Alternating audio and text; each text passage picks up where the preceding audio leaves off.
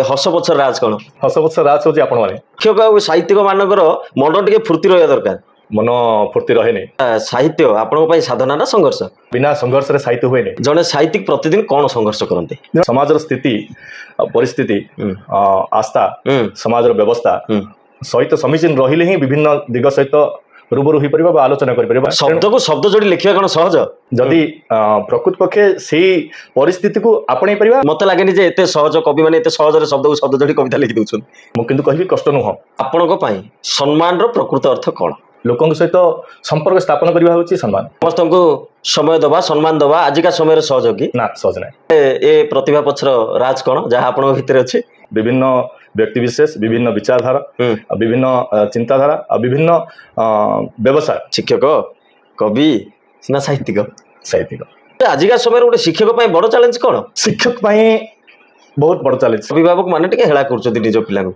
अभिभावक माने उत्तरदायित्व अछंती डिजिटल जुग रे पुस्तक पढ़िबार अभ्यास टिके कमुछि कि डिजिटल को भी पुस्तक आपण कहिया पे बाध्य हे आगामी समय रे प्रकृत रे कविता आपण लेखंदी ना आपण को कविता लेखाए कविता मते कान धरी टाणी आणे छात्र छात्री मध्य आजिका समय संस्कार मूल्यबोध टिके कमुछि कि संस्कारी संस्कार संस्करण संस्कारित आपण को जीवन रो सबुठु बड़ प्रेरणा किए आपण माने शिक्षकता आपण को साहित्य को केते प्रभावित करछि शिक्षकता साहित्य को रुधिमंत करछि शिक्षक ना साहित्यिक दीटे जग कविता आपण को निशा ना निश्वास दीटे जग साहित्य ना जीवन दीटे जग कलम ना कीबोर्ड पुस्तक ना मोबाइल मु बेसी किंतु मोबाइल रे लिखे श्रृंखला ना स्वाधीनता नहीं श्रृंखला रे स्वाधीनतार सृष्टि कविता ना चाकरी नमस्कार न्यूज विथ असित को स्वागत आज मो सह आलोचना रे जोड़ी होइछन्ते जड़े शिक्षक साहित्यिक कवि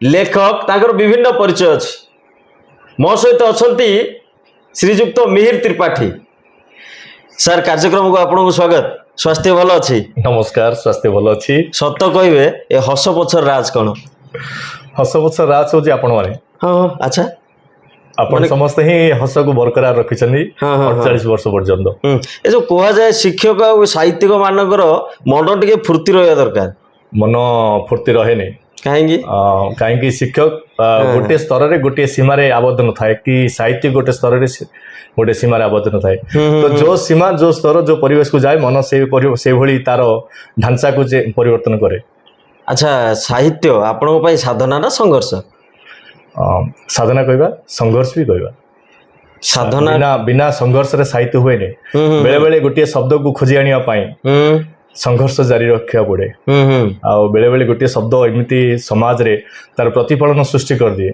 जो थी कि परवर्ती मुहूर्त रे अनेक दिन धरी से शब्द को लेकिन संघर्ष रहा पड़े तेणु साधना सहित संघर्ष जोड़ी होकर रही जड़े साहित्यिक प्रतिदिन कौन संघर्ष करते जड़े साहित्यिक प्रतिदिन समाजर आपण जमीती कि समाजर स्थिति परिस्थिति आस्था समाज व्यवस्था सहित समीचीन रहिले ही विभिन्न दिग सहित रूबरू हो पार आलोचना कर विभिन्न दिग सहित गोटे शब्द को सामंजस्य रखिपर शब्द को शब्द जोड़ी लिखा कौन सहज सहज जदि प्रकृत पक्षे से परिस्थिति को आपणे पारिबा आ परिस्थिति को भल पाइबा आ परिस्थिति रो परिवेश रे बंचुथुवा लोक मानकु रो जीवन शैली को जदि आहरण कर पारिबा तबे सहज माने कौन गोटे कविता शब्द को शब्द जोड़ी कविता लिखिदेवा एते मत लगे जे एते सहज कवि माने एते सहज शब्द को शब्द जोड़ी कविता लिखि दउछन नहीं मु किंतु कहबी कष्ट नुह यह सहज माने बुझीगले सहज किंतु से परिवेश भितर जो शब्द को आपण आनिया पई चाहछनी जो कविता रो गुंथिया पई चाहछनी शब्द रे गुंथिया पई चाहछनी जो आहरण टे बा शीर्षक टे जो शीर्षक को धरिकी कविता को आपण बढ़िया पई चाहछनी शब्द गुंथिया पई से शीर्षक रो परिवेश टी आपण खोजिया पड़े प्रथमे को परिवेश सहित मु आज मो कविता को परिचय देबी से जिनस रा जानि जिवे तापर सहज होई जिवो संघर्ष टिके कमी जिवो आपण को पाई सम्मान रो प्रकृत अर्थ कौन लोकों सहित संपर्क स्थापन करवा होची सम्मान लोकों सहित मिसिवा ही सम्मान लोकों सहित बसिवा एवं लोकों सहित भावना आदान प्रदान करवा ही सम्मान समस्त को समय दबा सम्मान दबा आजिका समय सहज कि ना सहज ना ତାହେଲେ ଏ ପ୍ରତିଭା ପଛର ରାଜ କ'ଣ ଯାହା ଆପଣଙ୍କ ଭିତରେ ଅଛି? ଅନେକ ଜିନିଷରେ ନିଜକୁ ବିଭିନ୍ନ ବୟସ, ବିଭିନ୍ନ ବ୍ୟକ୍ତିବିଶେଷ, ବିଭିନ୍ନ ବିଚାରଧାରା, ବିଭିନ୍ନ ଚିନ୍ତାଧାରା ଆଉ ବିଭିନ୍ନ ବ୍ୟବସାୟ, ବିଭିନ୍ନ ପ୍ରତିଷ୍ଠାର ଯୋଡ଼ି ହୋଇଥିବା ଲୋକମାନଙ୍କ ସହିତ ଯଦି ଆମେ ଭଲ ରୂପେ ସେମାନଙ୍କର ସ୍ଥାନ ଆସ୍ଥା ସହିତ ଆମେ ଯୋଡ଼ି ହେଇକି ରହିପାରୁଛେ, କଥାବାର୍ତ୍ତା ହେଇପାରୁଛେ, ସେମାନଙ୍କୁ ବୁଝିପାରୁଛେ ବା ଆମକୁ ବୁଝେଇ ପାରୁଛେ ସେମାନଙ୍କ ପାଖରେ, ତେବେ ଠିକ ଅଛି ସବୁ ଜିନିଷ। ଆପଣଙ୍କ ହୃଦୟର ସବୁଠୁ ନିକଟତର କୋଉଟା? ଶିକ୍ଷକ, କବି ନା ସାହିତ୍ୟିକ? ସାହିତ୍ୟିକ ସବୁଠୁ ନିକଟତର କହିବେ ଯଦି ମତେ ଯଦି କହିବେ ଆପଣ କେବଳ ଗୋଟିଏରେ ତୁ ବଞ୍ଚେ, ତ ମୁଁ ସାହିତ୍ୟକୁ ନେଇ ବଞ୍ଚିବା ପାଇଁ ଚାହିଁବି।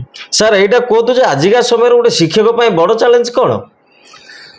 ଶିକ୍ଷକ ପାଇଁ ବହୁତ ବଡ଼ ଚ୍ୟାଲେଞ୍ଜ, କାହିଁକି ସମୟ ଆସୁଛି जो चाटशाली थिला बा जो पुराना जुग थिला बा जो एंतुड़ीशाल थिला, शिक्षार एंतुड़ीशालटा घर बोली कहला, शिक्षार एंतुड़ीशालटा माँ बोली कहला, शिक्षार एंतुड़ीशालटा जेजेबापा जेजेमा बोली कहला, शिक्षार एंतुड़ीशालटा जो वसुधैव कुटुंबकम बोली कहला, शिक्षार एंतुड़ीशालटा जो साई पड़िशा बोली कहला, से माहौल तो नाही आज।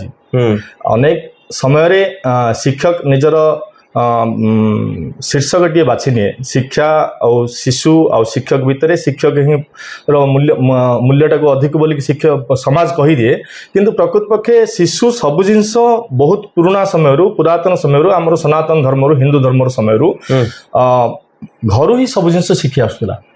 तो शिक्षक केवल ताको सर्टिफिकेट प्रदान करने गोटे माध्यम बा विभिन्न प्रकार जिनस सहित संजयीकरण करने गोटे माध्यम थिले। एबे टिके लागु निज अभिभावक माने टिके हेला करछथि निज पिला को, टिके हेला करना अभिभावक माने उत्तरदायित्व अछंती। अभिभावक माने शिशु केपरी शीर्ष को पहुंच पारिबो से जत्न रे अछंती। अभिभावक माने शिशु को अधिक रु अधिक जत्न नवा पय चेष्टा अछंती किंतु नैतिक शिक्षा नाही, किंतु जो शिक्षाटा पुरातन समय आमर जेजेबापा आउ चारि पीढ़ी पांच पीढ़ी ऊपर गले जो जो शिक्षाटा मिलूला परिवार से शिक्षाटा बोध आम आज दे पारुने, किछ गोटे बाधक अच्छी से बाधकटा को आम एते अल्प समय भितर खोली कहि परिबानी। विभिन्न प्रकार बाधक ता भितर अच्छी, विभिन्न जंजाल अच्छी, विभिन्न आर्थिक जेतोले अर्थ उपार्जन करबा पई समय जेतोले बाहर करिया पड़ुची, विभिन्न प्रकार जंजाल जेतोले लिप्त रहया पड़ुची परिवार सेथिमे ए सब जिंस बाधक गुडा बोधे से पुराना एंतुड़ीशाल जोटा घर शिक्षा बोली कहला, शिशुर संपूर्ण विकासटा परिवार मिलूला, से जो जिनसटा कहला जेजेबापा ठार मिलूला, जेजेमा ठार मिलूला, रामायण महाभारत से जो कहानी, से जो पुराण, से जो शास्त्र, से जो उपनिषद, से जो वेद, से सब जिनसटा पिला प्राप्त छोटे समय बाल्य समय जो शिखी जाऊला से जिनसटा को शिखिया आज जीवन तमाम लगे पड़ुछि। अच्छा, ये हूँ एंतुड़ीशाल घर शिक्षा और बर्तमान व्यवसायीकरण विद्यालय शिक्षा भितर व्यवधान आसी जाइए। डिजिटल जुगरे पुस्तक पढ़िबार अभ्यास टिके कमुछि कि ना? पुस्तक पढ़िबार अभ्यास कमिनी। पुस्तक कागज को आपण केवल कहबेनी, पुस्तक आपण डिजिटल को भी पुस्तक आपण कहया पे बाध्य होबे आगामी समय रे। काहेकि ना आपणकर मोबाइल खोलिले आपणकर गूगल को जेतले जिबे आपण विभिन्न प्रकार पुस्तक सेठ पाउछन, सेटा पुस्तक नुहो कि? जदि छुआ सेठी पुस्तक को खोजापी चाहिए, ज्ञान को खोजापी चाहिए, विभिन्न प्रकार जिनस को से आहरण करने चाहिए, सब पाइब से। तो यही मोबाइल कहीं आम पुस्तक बोली कहबानी, ए पुस्तक से पृष्ठ को आम कहीं खोलवानी, तेणु डिजिटल जुग भी से पुस्तक को आम किंतु पार्थक्यटा यहाँ जे सी कागज किसी मुद्रक होईटा आप स्पष्ट देखिपुर मोबाइल डिजिटल। मु देखी आपण माने बहुत गुड़े कविता लिखिं, प्रकृत रे कविता आपण लिखती ना आपण को कविता लिखाए? उभय उभय को परिपूरक। कविता मते भी लिखे आ कविता मते लिखा बाध्य करे, कविता मते कान धरी टाणी आने लिखापी बसाए, कविता मते अन्य समस्त काम निवृत्त कराए जे ये काम करना प्रथम मो काम सारे तापर से काम करने जीवु कहे। कविता बहुत गुड़े जंजाल मत दिए, कविता बहुत गुड़े मते बाधक सृष्टि करे अन्य कार्य करने, प्रथम ता काम सारे तार जत्न निए, ताकू सुधारे, ताकू संतुष्टि कराए, तापर अन्य काम को मुझाए। तेणु मु कविता लिखे कहीपे आ कविता मते लिखापी बाध्य कराए ये भी कहीपे। जड़े शिक्षक हिसाब से कहतु छात्र छात्री मध्य आजिका समय संस्कार मूल्यबोध टिके कमुची कि ना? କମିନି। ଆଚ୍ଛା ଯଦି ଆପଣ କାହିଁକି ପ୍ରଶ୍ନଟା ପଚାରିବା ପାଇଁ ବାଧ୍ୟ ହେଉଛନ୍ତି ବା ଉତ୍ତର ଦେବା ପାଇଁ ବାଧ୍ୟ ହେଉଛି ମୁଁ ଅନେକ ଦିନ ଯଦି ପୂର୍ବକୁ ଯିବା ସଂସ୍କାର ସଂସ୍କରଣ ସଂସ୍କାରିତ ଏସବୁ ଶବ୍ଦ ଗୁଡାକ ଗଣତିରେ ହାତ ଗଣତିରେ ଥିଲା। ଅନେକ କମ୍ ପରିବାରରୁ ଅନେକ କମ୍ ଶିଶୁ ବିଦ୍ୟାଳୟକୁ ଆସୁଥିଲେ ବା ଗୁରୁଙ୍କ ପାଖକୁ ଆସୁଥିଲେ ବା ଗୁରୁ ଆଶ୍ରମକୁ ଯାଉଥିଲେ। ଆଜି କ'ଣ ସମସ୍ତେ ଯାଉଛନ୍ତି ସ୍କୁଲକୁ। ଇଏ ଗୋଟେ ଶୁଭଙ୍କର ଜିନିଷ। ତ ଏଥିରେ ତାରତମ୍ୟ ରହିବ, ଅଳ୍ପ ବହୁତ ଉଣା ଅଧିକ ରହିବ। ଆଉ ପ୍ରତ୍ୟେକଙ୍କ ପାଖରେ ସମାନ ଜିନିଷ ଦେଖିବାନି, 5ଟା ଆଙ୍ଗୁଳି ଉଣା ଅଧିକ ରହିବ। କିନ୍ତୁ ଆମ ସମସ୍ତଙ୍କର ଉତ୍ତରଦାୟିତ୍ୱ ରହିବା କଥା ସେଇ ଶିଶୁଟି ପ୍ରତି, ଯୋଉ ଶିଶୁଟି ଆଗାମୀ ଭବିଷ୍ୟତ ହବା ପାଇଁ ଯାଉଛି, ଆଗାମୀ ଦେଶକୁ ଗଢିବା ପାଇଁ ଯାଉଛି, ସେ ଶିଶୁଙ୍କ ପାଇଁ ବୋଧହୁଏ ଆମର ଉତ୍ତରଦାୟିତ୍ୱ ଟିକେ କମି ଯାଇଛି। ଆଚ୍ଛା, ଆପଣଙ୍କ ଜୀବନର ସବୁଠୁ ବଡ ପ୍ରେରଣା କିଏ? ଆପଣମାନେ, ଆପଣ ସମସ୍ତେ। ଆଚ୍ଛା, ପ୍ରତ୍ୟେକ ମୋ ପାଇଁ ପ୍ରେରଣା ଅଟନ୍ତି। ଅନେକ ସମୟରେ ମୁଁ ସମସ୍ତଙ୍କର କଥାଟାକୁ ପ୍ରେରଣା ରୂପେ ନିଏ। ମୁଁ ଝୁଣ୍ଟେ ବହୁତ ଥର ଝୁଣ୍ଟିଛି, ବହୁତ ଗୁଡେ ଆବଡ଼ା ଖାବଡ଼ା ରାସ୍ତାକୁ ମୁଁ ଅତିକ୍ରମ କରିଛି। କିନ୍ତୁ ପ୍ରତ୍ୟେକ ଜାଗାରେ ମୁଁ ଶିଖିବା ପାଇଁ ଯେହେତୁ ଚାହୁଁଛି, ତେଣୁ ମୁଁ ସମସ୍ତଙ୍କୁ ପ୍ରେରଣା ରୂପେ ନେଉଛି। ଶିକ୍ଷକତା ଆପଣଙ୍କ ସାହିତ୍ୟକୁ କେତେ ପ୍ରଭାବିତ କରିଛି? ଶିକ୍ଷକତା ସାହିତ୍ୟକୁ ରୁଦ୍ଧିମନ୍ତ କରିଛି। ଶିକ୍ଷକତା ମୋତେ ସାହିତ୍ୟ ପଢ଼ିବା ପାଇଁ ବାଧ୍ୟ କରିଛି। ଶିକ୍ଷକତା ମୋତେ ସାହିତ୍ୟର ବିଭିନ୍ନ ଶବ୍ଦ ସହିତ ସମ୍ପୃକ୍ତି କରାଇଛି। ଶିକ୍ଷକତା ଦ୍ୱାରା ମୋତେ ଗୋଟେ ପରିବେଶ ମିଳିଛି ଯୋଉଠିକି ମୁଁ ସାହିତ୍ୟକୁ ଆଉ ଟିକେ ଆଗକୁ ପାଦେ ବଢ଼ିବା ପାଇଁ ମୋତେ ସୁଯୋଗ ଦେଇଛି। ଆଜିର ଯୁବପିଢ଼ିଙ୍କୁ କ'ଣ ବାର୍ତ୍ତା ଦେବେ? ଆଜିର ଯୁବପିଢ଼ି ଠିକ୍ ରାସ୍ତାରେ ଅଛନ୍ତି। ଆଜିର ଯୁବପିଢ଼ି ଦେଶକୁ ଭଲ ପାଉଛନ୍ତି। ଆଜିର ଯୁବପିଢ଼ି ନିଜକୁ ଭଲ ପାଉଛନ୍ତି। ଆଜିର ଯୁବପିଢ଼ି ଅର୍ଥ ଉପାର୍ଜନ କରିବା ପାଇଁ ଭଲ ପାଉଛନ୍ତି। ଆଜିର ଯୁବପିଢ଼ି ଆମ ସଂସ୍କୃତିକୁ ଭଲ ପାଉଛନ୍ତି। ଆଜିର ଯୁବପିଢ଼ି ଅନ୍ୟକୁ ସେବା କରିବା ପାଇଁ ଗଛ, ପଶୁ ଆଉ ଅନ୍ୟାନ୍ୟ ଲୋକ ଯେଉଁମାନେ କି ଅସୁବିଧାରେ ରହିଛନ୍ତି ସମସ୍ତଙ୍କୁ ସେବା କରିବା ପାଇଁ, ସମସ୍ତଙ୍କୁ ସହଯୋଗ କରିବା ପାଇଁ ଆଗକୁ ବଢ଼ୁଛନ୍ତି। ତେଣୁ ଆଜିର ଯୁବପିଢ଼ି 2026 ମସିହାର ଯୁବପିଢ଼ି ନିଶ୍ଚିତ ରୂପେ ମୋତେ ବହୁତ ଭଲ ଲାଗୁଛି ଦେଖିବା ପାଇଁ। ଆପଣ ନିଜକୁ ଗୋଟିଏ ଶବ୍ଦରେ କେମିତି ବର୍ଣ୍ଣନା କରିବେ? କଙ୍କାଳୁର ଅସ୍ତିତ୍ୱ।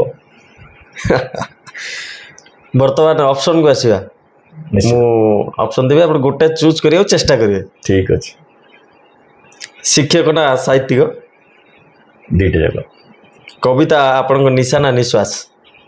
ଦୁଇଟା ଯାକ। ସାହିତ୍ୟ ନା ଜୀବନ? ଦୁଇଟା ଯାକ। କଲମ ନା କାଗଜ?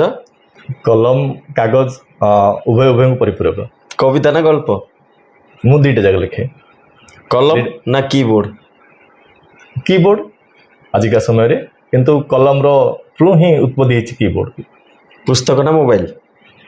ମୁଁ ବେଶୀ କିନ୍ତୁ ମୋବାଇଲରେ ଲେଖେ। ଶୃଙ୍ଖଳା ନା ସ୍ୱାଧୀନତା? ନାଇଁ, ଶୃଙ୍ଖଳାରୁ ହିଁ ସ୍ୱାଧୀନତାର ସୃଷ୍ଟି। ଗାଁ ନା ସହର? ମୁଁ ଗାଁରେ ଜନ୍ମ, ସହରରେ ବାସ କରୁଛି। ସମ୍ମାନ ନା ସଫଳତା? ସମ୍ମାନ। ପ୍ରେମ ନା ପ୍ରତିଭା? ଉଭୟଙ୍କୁ ପରିପୂରକ। ଦୁଇଟା ଯାକ ମୁଁ ଭଲ ପାଏ। ଛାତ୍ର ନା ପାଠକ? ଛାତ୍ର ପାଠକ ନହେଲେ ସଫଳତା ଆସେନି। ଭାଗ୍ୟ ନା ପରିଶ୍ରମ? ପରିଶ୍ରମ, ଭାଗ୍ୟ ମିଳିନି। କବିତା ନା ଚାକିରି? ଉଭୟଙ୍କୁ ପରିପୂରକ। ଦୁଇଟା ଯାକ ଭଲ ପାଏ। ବହୁତ ବହୁତ ଧନ୍ୟବାଦ। ଆପଣ ଆମ ସହ ଆଲୋଚନା କଲେ। ମୋ ସହିତ ଥିଲେ ଶ୍ରୀଯୁକ୍ତ ମିହିର ତ୍ରିପାଠୀ। ସମୟ ସରିଛି, ନମସ୍କାର।